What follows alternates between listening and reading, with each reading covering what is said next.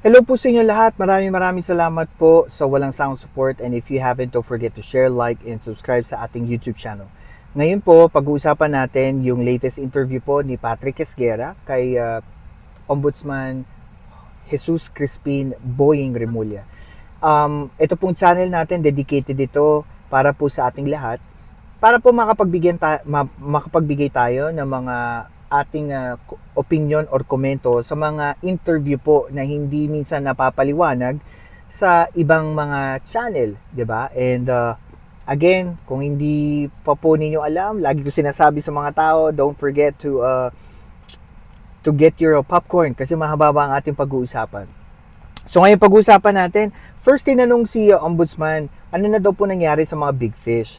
Kasi po, ang tao naiinip na.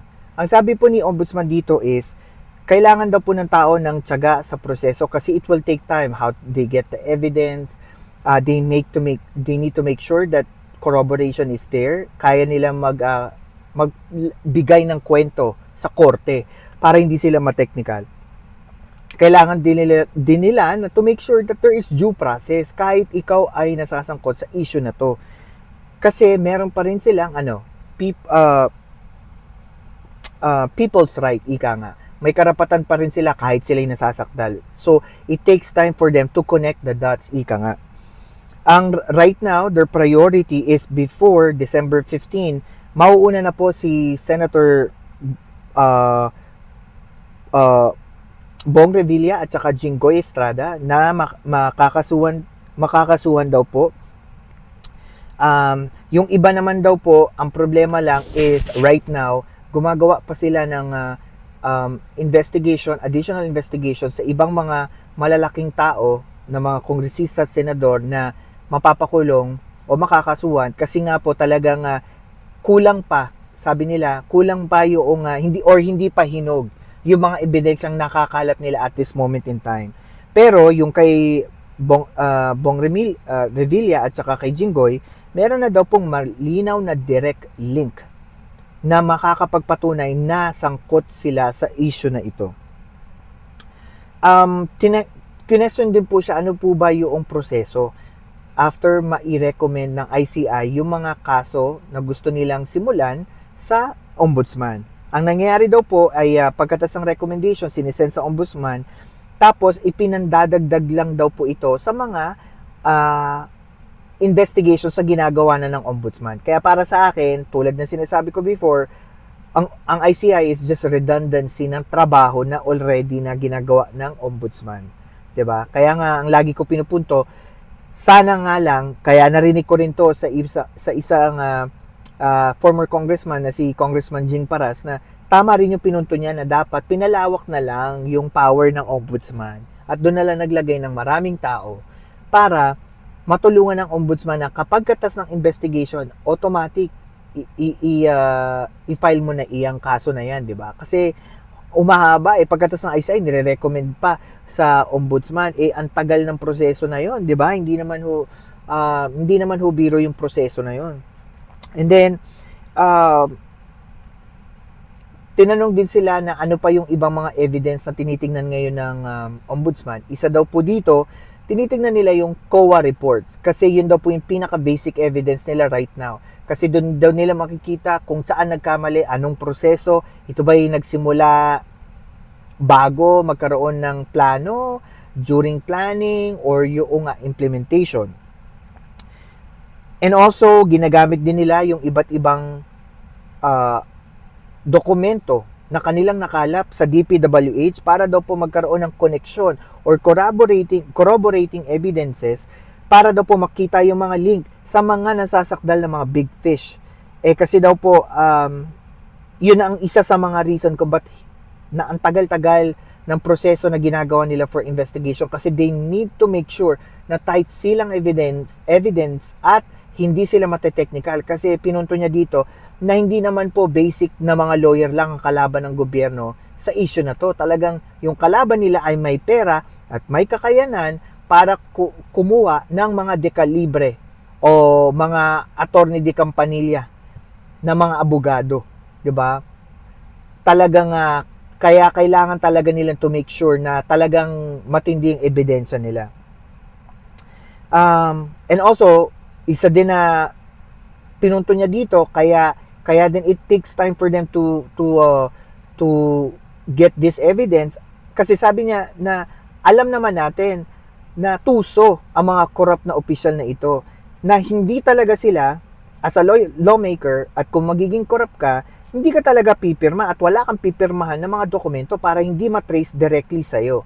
Kaya yun din yung issue nila pagdating sa mga dokumento, paano nila ititrace yun at makonect mismo dito sa mga malalaking isda. Kaya ang pinupunto niya doon sa interview, kasi tinatanong siya ni Patrick Esguerra multiple times about sa strategy, paano yung gagawin nila sa korte. Lagi sinasabi dito ni Ombudsman na mahirap magbigay ng strategy kasi alam naman natin na yung mga attorney nakikinig sa bawat interview ni Ombudsman o ng Office of the Ombudsman, na baka mamaya magamit din sa kanila at masira yung kaso. Which is true naman. Kasi yung proseso na andyan eh. Ang tagal nga lang ng proseso, pero please naman, wag naman sanang mawala. Wag naman sanang may ma-acquit. 'Di ba? Kasi importante dito yung sustansya ng ebidensya, 'di ba? Yung patunay na hindi mawawala sa kung saan man yung ebidensya, 'di ba? Na dapat talaga foolproof, ika nga. Tinanong din si Ombudsman dito, nalaman na ba kung sino yung mga mastermind so far ng flood control project?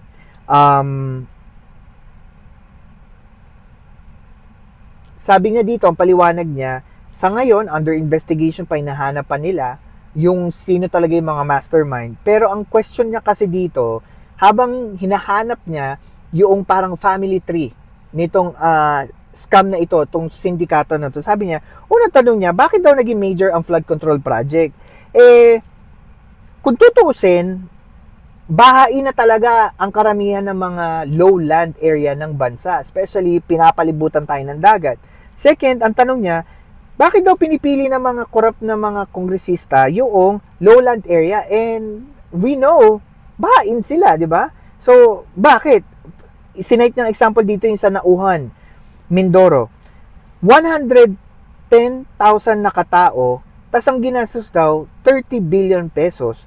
Ang laki-laki nun for the amount of population. Pwede naman daw ilipat iyon kapag ka daw po binaha, kesa gumastos ng 30 billion pesos. So sa kanyang pananaw, it is totally illogical. Kasi kahit na gumastos ka ng 30 billion pesos, kung yung mismong land ay babahain pa rin, anong point? It's illogical. Dapat daw, sabi ni Ombudsman, dapat maging scientific ang pasok ng scientific ang maging pasok ng atake dito sa mga baha. Kaso hindi. Dahil para lumalagay yung pondo, yung pera, scarce yan eh. Hindi naman unlimited ang pera na pwede natin i-budget sa mga pondo ng flood control. So sabi niya, illogical masyado ang nangyari dito sa mga proyekto na to. And sabi niya rin, sa loob daw ng Kamara, nagiging currency at trade na rin ito mga proyekto na to. Kaya hanggang ngayon, binabaha pa rin ang karamihan ng Pilipinas. At ang masakit dyan, ito daw po ay hindi nangyari before. Before pa ng Pangulo ni Pinoy, nangyari na lang daw po ito after Pinoy. Nung I think sabi niya parang last quarter ng pagkapangulo ni Pinoy.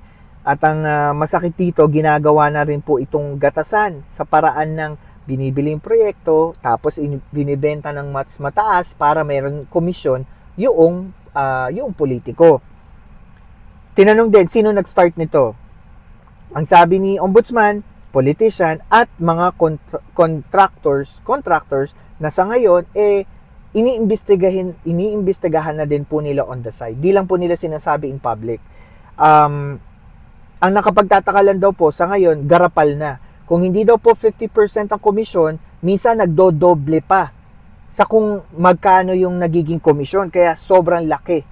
And yun nga, sabi nga niya, it happened and it started on Pinoy storms, yung mga insertion. Nagsimula daw po ito sa dredging, yung pagtatanggal ng mga burak, lupa sa dagat, sa mga, hindi po dagat, sa mga river, ang ginagawa daw po nila, yung mga dredging machine, nilalagay lang sa gilid, and then wala naman daw pong patunay kung may ginagawa yung machine or hindi, basta may pondo. And that's it. Sa ngayon po, ang update sa mga contractors, sabi po ni Ombudsman, may 70 plus na mga kongresista ang kanilang iniimbestigahan. Meron daw po 30 to 35 na mga kongresista ang totally nag-disregard ng batas, na talagang sabi niya talagang garapal at talagang matindi ang ginawa nilang ang korupsyon about dito sa flood control project na kanilang iniimbestigahan. Tinanong din po siya about kay Speaker Romualdez. Sabi niya po dito, meron silang tinitignan na mga proyekto sa Visayas na maanomalya. And sabi niya dito na ang kaso daw po na maaari nilang i-file ay yung gross and inexcusable negligence na nasa criminal level na daw po. And ginagamit daw po ba nila yung mga video ni Saldico for Speaker Romualdez? Sabi niya, yes, pero yung konting detalye lang daw po doon sa video kasi sa ngayon hindi daw po nila masabing verified or true yung information na yun kasi wala naman daw pong sinumpaan under oath si Saldico. So, hindi nila ma-prove kung totoo man yun o hindi. Kasi pag ginamit nila sa korte, pwede ma-technical din naman sila again sa korte. Sinabi niya rin po dito na sa ngayon, alam niya na isa sa mga rason bakit pinipilit ng tao, ang gobyerno, na madaliin itong proseso na to, kasi ang daming propagandista na bayaran. Ang daming mga propaganda move na ginagawa, especially sabi nga dito ni Ombudsman, especially sa poder ni Speaker Romualdez, ang laki daw po talaga ng budget sa social media na mga binabayaran niya na napag-alaman po ni Ombudsman Romualdez. Tinanong din dito kung nasan na daw po si Saldi. Sabi niya, yes, totoo na nasa Portugal. Pero yung sinabi daw po na nasa Japan daw po si Saldico, hindi daw po yung totoo. As per sa mga contact at contact niya at yung count, yung ano yung tawag doon, yung katulad ng ano niya, yung katulad ng kanyang posisyon sa bansang Japan. Yung counterpart niya sa bansang Japan, nagsasabi na hindi naman daw po nagpunta doon si Saldico. Another question, may tumutulong daw po ba kay Saldico? Sabi niya, meron. At iniimbestigahan na po ito. Hindi lang niya sinabi kung sino, pero yes, meron daw po. Tinanong kasi kung politiko to or private individual, hindi niya sinabi. Pero meron na daw po. Also, parang na-tie up din nila si Saldico kay Speaker Romualdez kasi apparently, lumalabas na napakarami daw po, nagtataka sila, ba't ang daming proyekto ni Saldico sa distrito ni Speaker Romualdez. So, parang isa yon sa mga kinokonekta nila sa kaso. A preliminary investigation na gagawin ng Ombudsman, ang sabi po ni Ombudsman, gagawin po itong live stream. Kung magkaroon daw po, mag-ask yung mga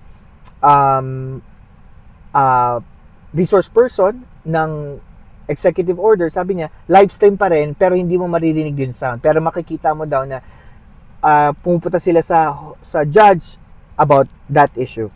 Another question din po, tinanong din po yung sa mga Villar. Ang sabi niya lang po dito is that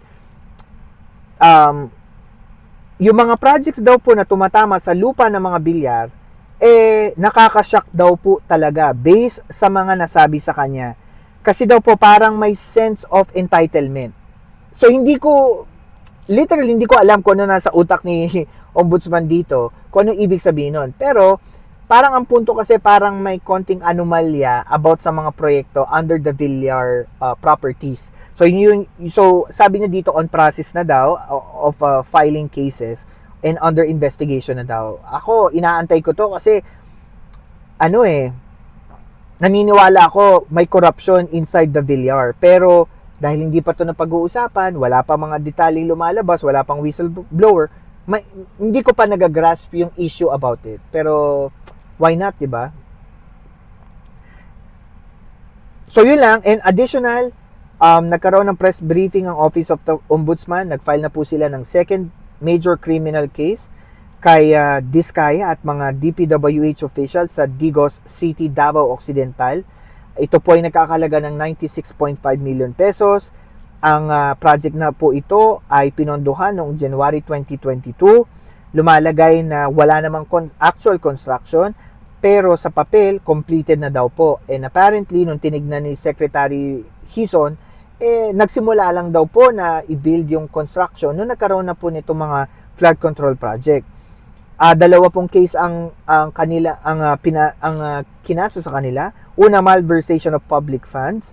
For falsification of public documents. And second, violation of anti-graft practices. So yun po. Sa akin, ang komento ko dito, sana po gumulong yung hustisya sa paraan ng hindi ma-technical ang ombudsman sa mga kaso. Yun po. Yun ang pinaka-importante sa akin. I don't care about optics kasi wala na tayong magagawa. Kung bumababa ang ratings, approval ni Pangulo, we cannot control it. What we can only do, and I hope personally, gawin ng tama ng ombudsman yung kanyang trabaho. Kasi at the end of the day, lahat ng naririnig natin, may bias yan eh. 'Di ba? And tama rin, naniniwala ko na lahat ng taong involved sa scam na to, sa flood control project na to, lahat sila may interest, may personal interest dito. And I feel na lahat sila may pera, may influensya to actually pressure the government or to shape the mind of people against the government. Para sa akin, do what you need to do at makasuhan ang dapat makasuhan, di ba? So guys, if you have any comments, don't forget to share, like, and subscribe sa ating YouTube channel. Maraming salamat po at kita-kita tayo sa next video.